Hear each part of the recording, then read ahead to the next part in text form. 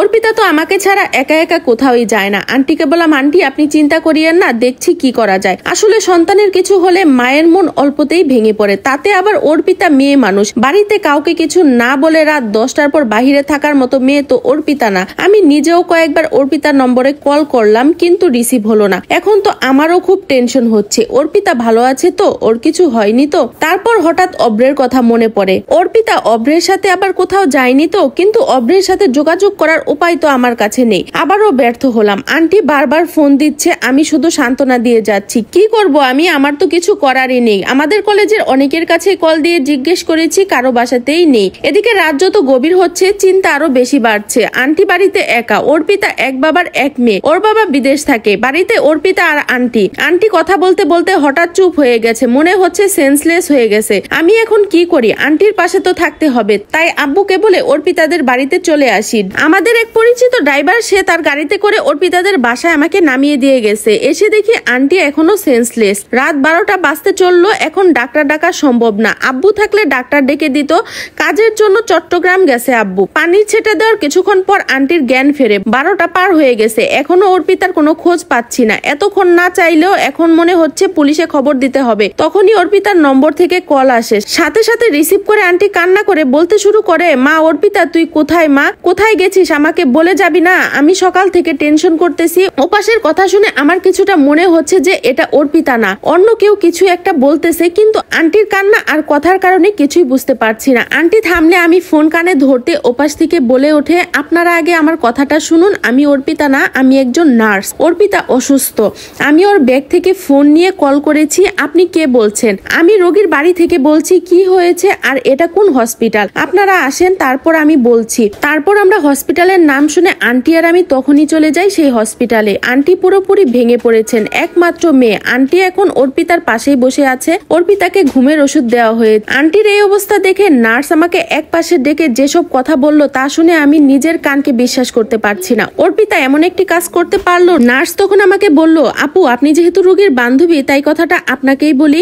রোগী এখানে অ্যাবর্শন করাতে এসেছিল, কিন্তু সেটা অনেক দেরি হয়ে গেছে। বাচ্চার 4 মাস পার হয়ে গেছে। ডাক্তার বলেছিল খুব রিস্ক হয়ে যাবে, কিন্তু উনি কথা শুনেনি। বলেছে আমার যা হয় হোক, এই বাচ্চা আমি রাখবো না। তারপর আমরা বাড়ির লোককে খবর দিতে বলি, তখন বলে যে আমার বাড়িতে মা ছাড়া কেউ নেই আর আমার এখনো বিয়ে হয়নি। আমরা ব্যাপারটা বুঝতে পারি, কিন্তু অনেক বেশি রাগ ধরে এসব মেয়েদের উপর যারা দুদিনের ভালোবাসার প্রমাণ দিতে গিয়ে নিজের সতীত্ব বিলিয়ে দেয়। কেন রে বোন, বিয়ের আগে তোমার সতীত্ব দিয়ে কি বোঝাতে চাও? তুমি তাকে সত্যিকারের ভালোবাসো, আর সে যে তোমাকে কেমন ভালোবাসে তা তো বোঝাই যায়। বিয়ের আগে তোমাকে প্রমাণ দিতে হবে তুমি ভার্জিন কিনা। যেসব ছেলে বিয়ের আগে তোমাকে বিছানায় চাইবে সে কখনোই তোমাকে মন থেকে ভালোবাসেনি, আর যে তোমাকে সত্যি ভালোবাসে সে কখনোই তোমাকে বিছানায় চাইবে না। নার্সের মুখে এমন কথা শুনে আমি তো পুরাই হতবম্ব হয়ে গেছি। অর্পিতা তো এমন মেয়েই না। ভোরের আগে আগে অর্পিতার ঘুম ভাঙে, উঠে আমাদের দেখে কান্না শুরু করে। আন্টি যা বুঝার বুঝে গেছে, এইসব সময় ওনারা পার করে এসেছে, তাই অল্পতেই ওনারা অনেক কিছু বুঝতে পারে। আন্টির চোখে এখন আর পানি নেই, কেমন যেন চুপচাপ বসে আছে। অর্পিতা আমাকে সরি বলে, দেখ সুপ্তি আমি তোকে সবকিছু বলতে চেয়েছিলাম, কিন্তু এসব লজ্জার কথা, তোরা সবাই আমাকে ভালো জানিস, সেখানে নিজের ভুলের কথা বলার সাহস আমি পাইনি। আমি ভেবেছিলাম অভ্র আমাকে বিয়ে করবে, আমাকে স্ত্রীর মর্যাদা দেবে, কারণ ওর কথার ধরন দেখে আমি বুঝতে পারিনি ও আমাকে ঠকাবে। আমি জানি অর্পিতা অনেক বেশি ভালো একটি মেয়ে, অল্পতেই সবাইকে বিশ্বাস করে নেয়। অভ্র ওর জীবনের প্রথম মানুষ যাকে ভালোবেসে ও নিজেকে বিলিয়ে দিয়েছে, আর সেই অভ্র ওকে এমন ভাবে ঠকিয়েছে, তখন থেকে অভ্রের প্রতি ক্ষোভ জমা হয়। তারপর তো আমি অভ্রের ফেসবুক আইডি নিয়ে ওর সাথে কথা বলতে থাকি। আমার এর আগে এক জায়গায় বিয়ে হয়েছিল, কিন্তু ছেলেটা বিয়ের 7 মাস পর প্রবাস চলে গেছে, এরপর আর ফিরে আসেনি, কিংবা আমার সাথে আর যোগাযোগও করেনি। তাই আমার ইচ্ছে ছিল যে অভ্রকে বিয়ে করে বুঝিয়ে দেওয়া, ও যেমন বিয়ের আগে অর্পিতার জীবন নষ্ট করেছে, তেমনি আমিও আমার বিয়ের কথা চেপে গিয়ে ওকে বিয়ে করব। তারপর আমার প্ল্যান মতো সব এগোতে থাকে। বান্ধবীর ফ্ল্যাটে গিয়ে আমার কথাতে আমার বিয়ে হয়ে যায়। আমি ওর সাথে কথা বলে বুঝেছিলাম যে ভালোভাবে বললে ও আমাকে কখনোই বিয়ে করবে না, তাই এই প্ল্যানটাই কাজে লাগাই। আমাদের বিয়ের পর অভ্র সবটা জানতে পারে যে আমার আগে বিয়ে হয়েছিল। এছাড়া আমি অনেক ছেলের সাথে রিলেশন করি, কিন্তু ওর কোনো উপায় নেই আমাকে ছেড়ে যাবার। আমাকে ছাড়লে ওকে পথে বসতে হবে, এমনকি জীবনের ঝুঁকিও আছে। কিন্তু 2 বছর অনেক হয়েছে, আমিও যেন প্রতিশোধ নিতে নিতে এখন ক্লান্ত। তারপর থেকে আমি ভালো হতে থাকি, এজন্য বাচ্চা নেই। একদিন ইচ্ছে করে অভ্র আমার দিকে তেল ছুঁড়ে মারে। আমি সেদিন অনেক কষ্টে নিজেকে সামলাই যে আমি এখন থেকে ভালো হব, তবে যদি আবারও ওর মাঝে কোনো খারাপ লক্ষণ দেখি তাহলে আমার থেকে খারাপ আর কেউই হবে না। আমি এখানে এসেছি, আমি এখানে অন্য কারোর সাথে খারাপ ব্যবহার করব না, কারণ আমার রাগ ওর উপর, সবাইকে আমি কষ্ট দিব না। ও এখন এটা বুঝতে পেরেছে যে আমি ছাড়া ওর কোনো উপায় নেই। এইটুকু বলে সুপ্তি ভাবি থেমে গেল। আর এদিকে তো আমার প্রচন্ড হাসি পাচ্ছে। অব্র ভাইয়া এত চালাক হয়েও ঠকে গেছে, প্রচন্ড ভাবে ঠকেছে, একদম খুব ভালো হয়েছে। এই মানুষটার জন্য এইটাই ঠিক ছিল। আমি তো মন প্রাণ খুলে হাসছি, কারণ আমাকে ঠকানোর শাস্তি সে পেয়ে গেছে। নানু বাড়িতে 3 দিন চলে গিয়েছে, আর এই 2 দিনে আমি একবারও কান্না করিনি। আজকে বাড়ি যাব, মামা আমাকে বাড়ি রেখে আসবে। আমি রেডি হয়ে সুপ্তির ঘরের দিকে এগোলাম। সুপ্তির ঘরে গিয়ে দেখি সুপ্তি অবনীকে কুলে নিয়ে আছে। আমি যেতে একটু হেসে উঠে বলল, আর কয়েকটা দিন থেকে গেলে হতো না?